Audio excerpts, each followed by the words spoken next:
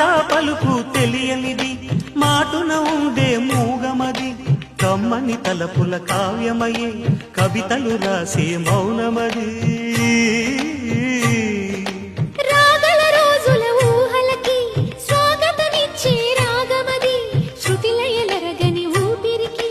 స్వరములు కూర్చే గానమది ఋతువుల రంగులు మార్చేది కల్పన కలిగిన మది భావం బ్రతుకును పాటగా మలిచేది మనసున కదిలిన మృదునాదం